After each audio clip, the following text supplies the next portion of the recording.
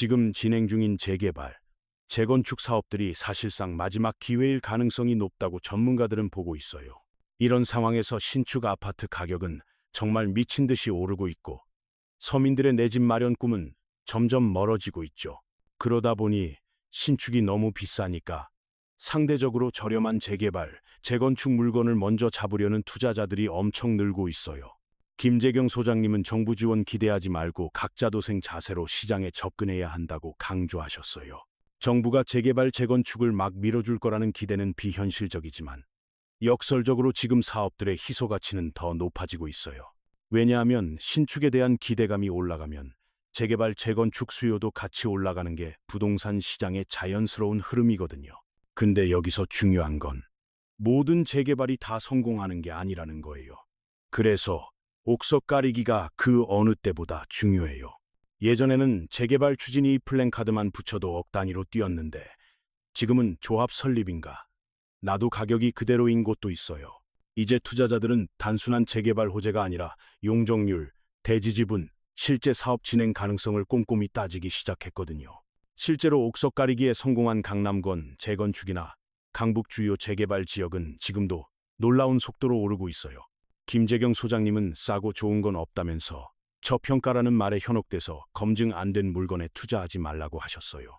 압구정, 여의도, 목동 좋은 거 다 알잖아요. 근데 비싸다고 외면하면 결국 더 비싸진 후에 후회하게 돼요.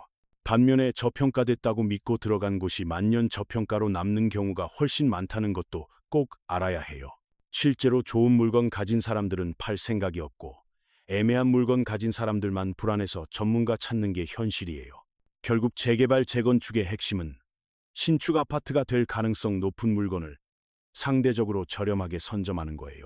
주변 신축 시세와의 차이인 안전마진이 예전만큼 크진 않지만 그래도 3억에서 5억 정도 수익은 충분히 기대할 수 있어요.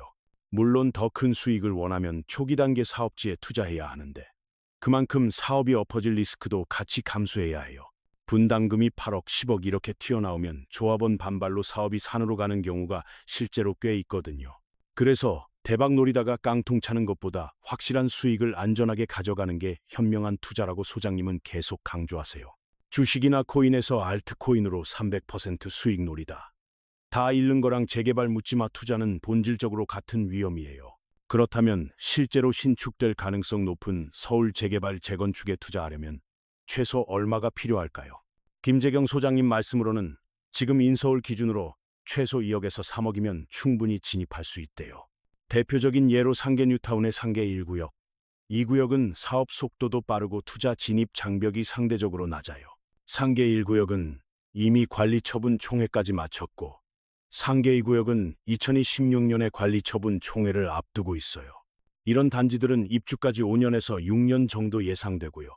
관리 처분 인가는 재개발의 8분 응선이라고 불릴 만큼 중요해요. 관리 처분 인가 이후에는 2주, 철거에 약 2년, 그리고 공사기간 3년에서 4년 거쳐서 드디어 입주하게 되는 거죠. 물론 상계동이라고 하면 노원구라서 싫다는 분들도 계시겠지만 눈높이를 조금 낮추는 게 현실적인 선택일 수 있어요. 반대로 강남 예정지에 소액으로 투자하겠다는 건 그만큼 리스크가 엄청 크다는 거 반드시 알고 계셔야 해요. 상계 뉴타운이 사업성이 높진 않아서 한번 조합이 엎어지기도 했지만 그래도 완공만 되면 확실한 수익이 나와요. 지금 은평구, 노원구 같은 데도 신축 아파트 가격이 15억 시대를 열었다는 거 주목해야 해요. 경기도 광명에서도 일반 분양가 17억에 완판됐으니까 노도강이라고 해서 신축 가치가 낮은 게 절대 아니거든요.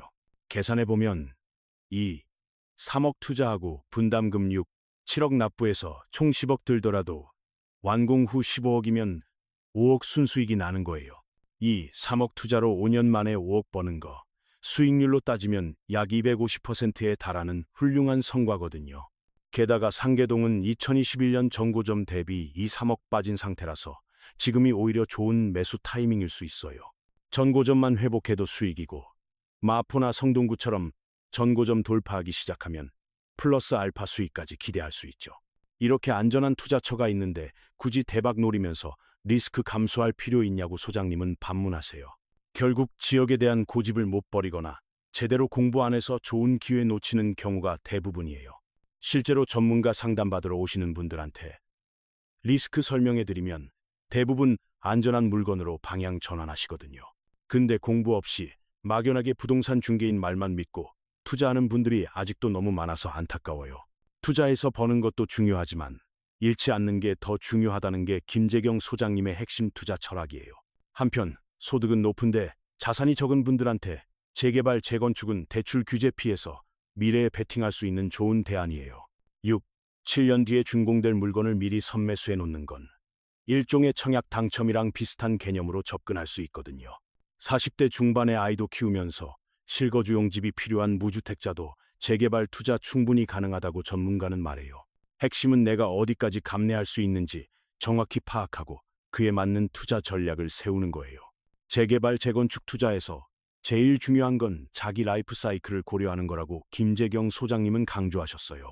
조합 설립인가 단계부터 입주까지는 순탄하게 가도 기본 10년이고 문제 생기면 20년도 넘게 걸려요. 특히 2026년 6월 지방선거 결과에 따라 인허가권자가 바뀌면 사업 일정이 크게 지연될 수도 있어요. 지금 서울시장 연임 여부는 아무도 장담 못하고 정치적 변수는 항상 리스크 요인으로 봐야 해요. 다행히 사업 시행인가 이후 단계라면 시에서 간섭할 부분이 거의 없어서 정치적 리스크에서 상대적으로 안전해요. 사업 시행인가 후에는 감정 평가하고 분양 신청하고 조합원들끼리 알아서 진행하는 단계로 넘어가거든요. 그래도 사업 시행인가에서 관리 처분인가까지 2, 3년, 그리고 입주까지 또 6년 걸린다는 거 기억하세요. 결국 사업 시행인가 난 단지라도 입주까지는 최소 8년 이상 걸린다는 현실적인 계산이 필요해요. 언젠가는 입주하고 싶다면 사업 단계가 뒤로 갈수록 리스크는 줄어들지만 그만큼 가격은 비싸진다는 거 알아야 해요. 5년 뒤 입주 원하면 관리 처분인가 난 단지, 3년 뒤면 착공한 단지를 선택하는 게 현명해요. 비싸 보여도 그만큼 리스크를 해지한 거고 이런 단지들에서도 분명히 수익 낼 수 있어요. 많은 사람들이 재개발 뒷단은 끝물이라 먹을 게 없다고 하는데 그럼 청약 당첨자들은 왜 생기는 걸까요? 조합원들이 좋은 동호수랑 큰 평형 다 가져가고 저층이나 소형 평형만 일반 분양으로 나와도 사람들이 줄 서거든요.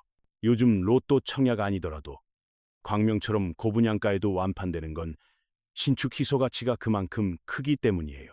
완공될 때쯤이면 지금 분양가보다 더 오를 거라는 기대감이 있으니까 사람들이 기꺼이 높은 가격을 내는 거예요.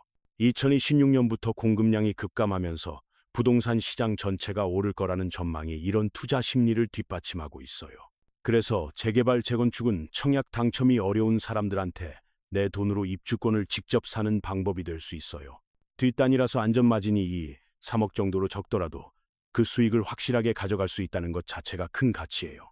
결국 여러분의 예산, 리스크 감내 수준, 그리고 나이를 종합적으로 고려해서 투자 지역을 선택해야 해요. 이 세 가지 요소만 잘 맞추면 실패하지 않는 재개발, 재건축 투자가 충분히 가능하다고 전문가는 확신해요. 집값이 오르는 시대에는 소유권 가진 사람이 돈 버는 구조니까 어떻게든 소유권을 확보하는 게 중요해요. 재개발, 재건축은 그 소유권을 확보하는 여러 방법 중 하나고 시기에 따라 투자성이 달라질 수 있어요. 때로는 높은 투자 수익을 기대할 수 있고 때로는 그냥 신축을 확실하게 가져가는 방법으로 활용할 수도 있죠. 자녀한테 물려줄 목적이라면 20년, 30년 걸려도 상관없으니까 초기 단계 저렴한 물건도 좋은 선택이에요. 설령 재개발이 안 되더라도 빌라 가격 자체가 30년 동안 오르기 때문에 손해볼 일은 거의 없거든요. 근데 대부분의 투자자들은 이런 리스크를 제대로 모르고 막연한 기대만으로 투자하는 경우가 많아요. 부동산 중개인 말만 듣고 정부가 밀어준다더라 하면서 검증 없이 투자하는 건 정말 위험한 행동이에요. 재개발, 재건축 전문가가 아닌 이상 저평가 단지 찾겠다는 욕심보다는 검증된 곳에 투자하는 게 현명해요. 나중에 상계 뉴타운 같은 데도 가격 올라서 4, 5억 필요해지면 그때는 2, 3억으로 예정지밖에 못 사요. 지금 2, 3억으로 안전한 뒷단에 투자할 수 있는 기회가 있을 때 현명한 선택을 하는 게 좋아요. 참고로 예정지 투자에는 또 다른 검토 사항들이 있고 그만큼 공부가 더 필요하다는 것도 기억하세요. 김재경 소장님의 투자 스타일은 확실하고 안전한 쪽을 선호하시는데 그래도 수익률이 결코 나쁘지 않아요. 2, 3억 투자해서 5년 만에 5억 버는 것보다 더 높은 수익률 원하면 그건 도파민에 빠진 투자일 수 있어요. 코인으로 대박 내겠다는 마인드라면 이 영상 볼 필요 없고 각자의 선택을 존중한다고 소장님은 말씀하셨어요. 결론적으로 재개발, 재건축 투자의 핵심은 욕심 줄이고 확실한 거 선택해서 잃지 않는 투자를 하는 거예요. 부동산 시장의 큰 흐름을 이해하고 자기 상황에 맞는 전략을 세우면 누구나 성공적인 투자가 가능합니다.